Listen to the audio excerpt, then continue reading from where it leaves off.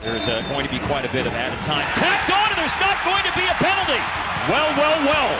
Decision changed by Remy Touchon. And that's surprising to me. Welcome to Instant Replay for MLS Matchday 22. I am Andrew Wiebe. As always, we're taking a closer look at the most controversial refereeing decisions in Major League Soccer. We got a Cali Clásico double. Let's start in the 88th minute, 2-2 game. Jonathan Mensah is diving in on the Galaxy's Aguirre, and that's a penalty, a game-changing call by referee Remy Touchon. But hold the phone. Michael Radchuk, the VAR, is taking a closer look, as he should. He's reviewing the play, and he sees a clear and obvious error. He sends Touchon to the monitor. Radchuk says, no penalty kick. Look at the contact that Mensah makes on the ball. Touchon agrees, no penalty. Luchi Gonzalez is thanking the good Lord, and Greg Vanney cannot believe it.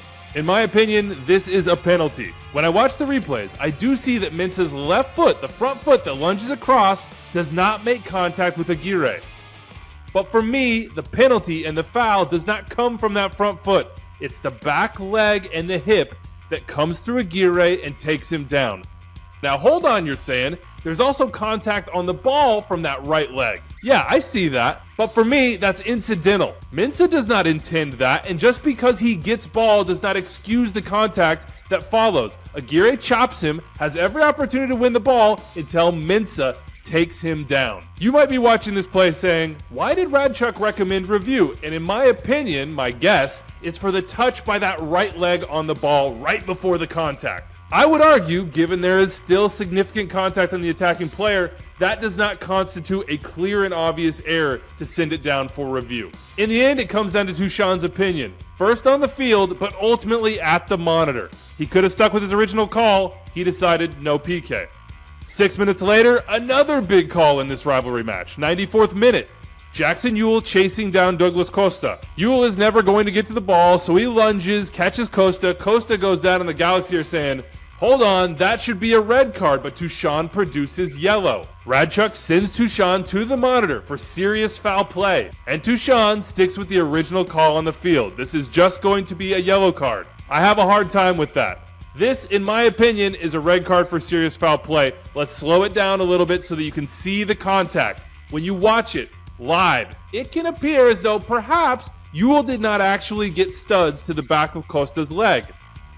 But when you slow it down, you can see the heel makes contact, it stops, the foot goes forward.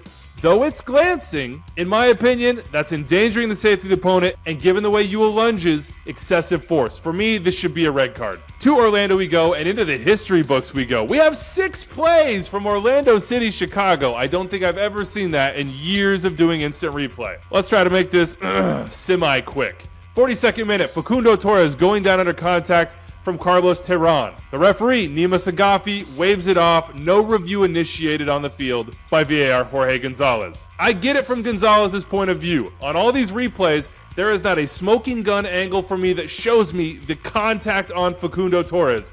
But man, it sure looks like there is. Watch as Terran plants. Right at that moment, that's when Facundo Torres begins to go down. Terran lunges across and eliminates the ability, in my opinion, of Torres to react, jump, or avoid that contact. For me, that's a penalty. 50th minute, Kei Kamara trying to chase down Landon Donovan. He just needs one goal. Here's a powerful header, and Pedro Gaese clears it off the line. But did that go in? Honestly, maybe not. I have no idea. From the angles given, I do not have a clear and obvious viewpoint to tell me whether this ball completely crossed the line.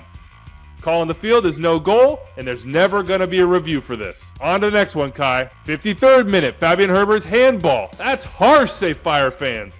And I get it, but watch how Herbers is raising that arm as he prepares for what might be a shot blocking situation or to try to keep the ball from going where Orlando City wants it to go. In that motion is when the ball hits the arm, so for me, that is not a natural position and a good penalty call. How about the easiest one of the day? 65th minute, Kyle Smith. What are you doing? Brian Guiterrez suckered you into this one.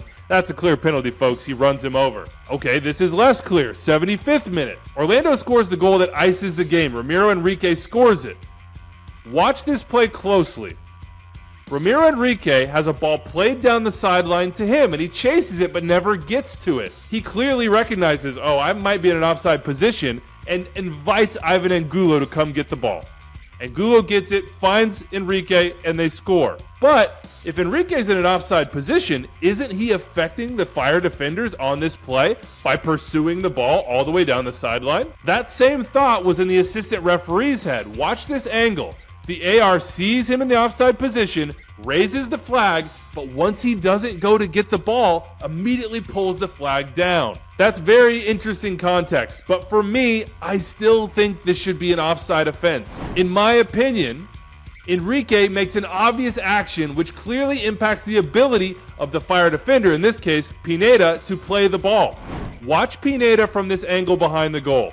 Once he sees Enrique chase the ball down, instead of using his position in front of Angulo to go win the ball, he immediately retreats back to his 18 to defend. Pineda has no idea whether Enrique's offside or not, so he takes a path of least risk. But I don't think the Orlando player or the team should get the advantage of Enrique essentially playing decoy. He doesn't pursue it for a half second, for just a moment.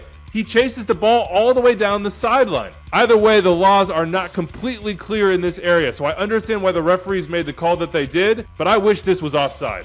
One more from this one. 2 yellows equals red, and Souquet sees his second yellow for this lunge out in the 84th minute. I can hear some of you arguing possible red, but nah, I'm good with the second yellow on this one. No excessive force to me, no endangering the safety. Either way, see ya! All right, let's head to Atlanta. 3rd minute, Giorgos Giakoumakis wants a penalty as Nathan Harriel chases him down and fouls just outside or inside, depending on your POV, the area.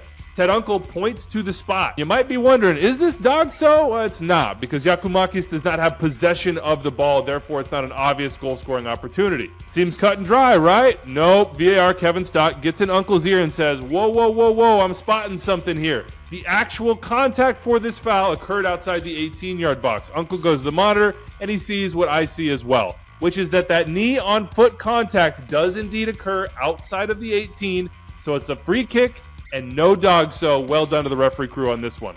I've got a question for the referee in Columbus Red Bulls. 82nd minute, Frankie Amaya comes through with an elbow, sees yellow from referee Izmir Pekmic, and then Daniel Radford, the VAR, sends him to the monitor for violent conduct red. Pekmic takes a look, says, nope, yellow's still the call for me, and play continues. But I see a red card here. I'm with Daniel Radford. Watch this angle, the way that Amaya, no chance of playing the ball, certainly making contact with the face and or head, cocks his arm and comes through with force. To me, that's non-negligible, and it goes from using your arm as a tool to a weapon. I think this should have been a red card for violent conduct on Frankie Amaya. And we finish with a second yellow for Walker Zimmerman, who saw his 3rd ejection in his MLS career. 65th minute. Zimmerman defending Taxi Fontas near midfield. Walker doesn't see the ball, gets his arms around Fontas, and stops that second ball being pinged in behind to the DC attacker. Zimmerman doesn't like it, neither does Dax McCarty, but I understand why Guido Gonzalez Jr. went with the second yellow here. Zimmerman is stopping a promising attack. He's grabbing, he's pulling the attacking player back. He's not playing the ball. For me, that's a yellow. And that's it for us. Remember, if you'd like to referee, get involved at the grassroots level. We've got information right here on the screen for you. And as always, if you are a spectator or a player or a coach or anybody watching a soccer game anywhere, remember, refereeing is a very difficult job. Be respectful. You don't have to agree, but I would like to see some RESPCT. I know my producer Rich Hernandez liked that. He had to check the spelling. For my editor Phil Levanco, big thank you for making me look smart. And to all of you, thanks for watching. We'll see you next time.